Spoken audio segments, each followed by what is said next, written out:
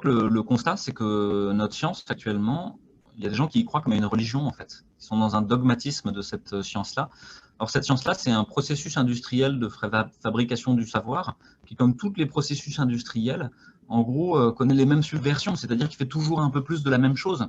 Et puis, il est corruptible.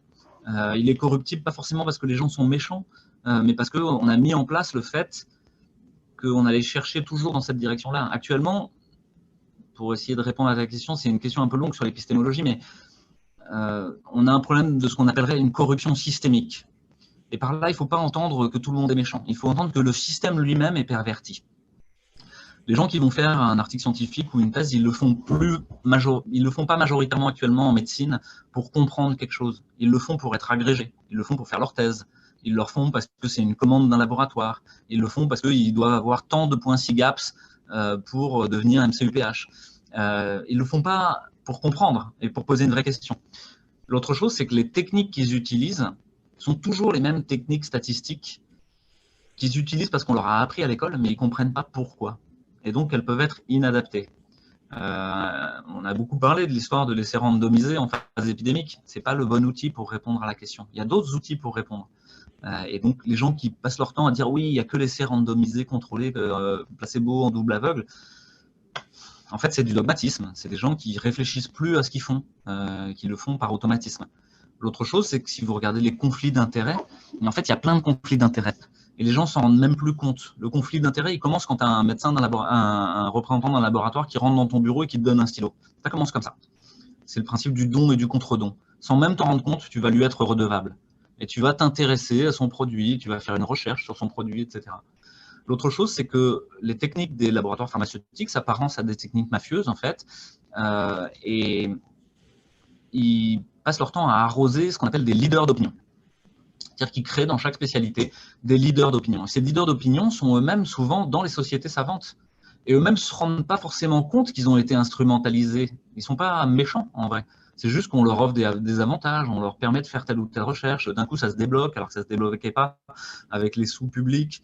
Et donc, ils sont plutôt contents. Ils se disent, bah ouais, on a besoin des labos pour réussir à travailler, à avancer.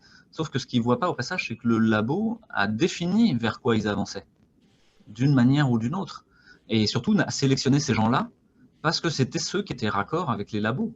Actuellement, la mode, c'est l'intelligence artificielle, le numérique, etc. Il faut faire la médecine du futur avec plein de petits robots partout. C'est une connerie parce que c'est pas soutenable, parce que c'est pas les robots qui soignent, c'est les humains, voilà. Mais tous les chefs de service qui sont raccords avec ça vont devenir des leaders d'opinion grassement payés par l'industrie pharmaceutique ou l'industrie des biotech, du numérique, etc.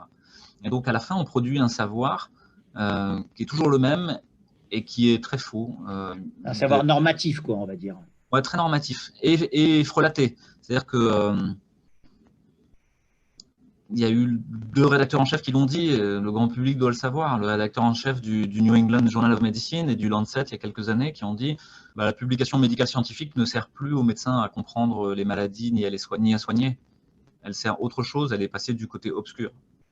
Donc, une conférence de consensus qui va définir ce que tu dois faire au lit du malade, c'est des chercheurs qui vont se réunir ensemble, enfin des cliniciens qui vont se réunir ensemble et qui vont regarder l'état de la science. Ben, ils vont définir ta pratique à partir des études scientifiques. Mais ces études scientifiques elles-mêmes sont frelatées, discutables, pas claires, méthodologiquement pas béton, etc. Donc à la fin, il reste que la médecine est un art et pas un processus automatisable algorithmique.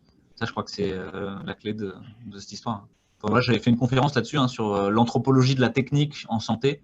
C'est la place que prend la technique et la notion de disruption. Dans toutes les écoles de commerce, toutes les écoles d'ingénieurs et tout ça, il y a l'idée qu'il faut disrupter, il faut faire de l'innovation de rupture. Mais ça veut dire casser ce qu'il y avait avant, en fait. Et cette disruption, elle a lieu actuellement dans la fabrique du savoir. On a cassé le savoir des vieux mandarins en disant ça, c'est pas, non, c'est pas fiable. Donc, on va faire un fil à couper le beurre méthodologique statistique. C'est l'evidence-based medicine, c'est ces études dont on parle là. Puis ce truc-là, en fait, est devenu lui-même une espèce de dogme avec plein de trucs faux, etc. Puis on a commencé à le remplacer par la duplication numérique du monde. C'est-à-dire, on a mis dans des datas, et ça, c'est le travail de Google, etc. C'est d'un coup de dupliquer le monde. et d'avoir des datas sur tout et d'être capable de prédire ce qui va se passer juste après. Comme ils ont un état instantané du monde à T0, ils peuvent te dire à T+1 ce qui va se passer. Mais sans aucun souci de compréhension profonde. C'est juste qu'ils vont incrémenter le modèle. Et ça, ils sont en train de prendre la place en médecine. Google, mieux que toi, demain te dira comment tu vas et comment tu dois te soigner.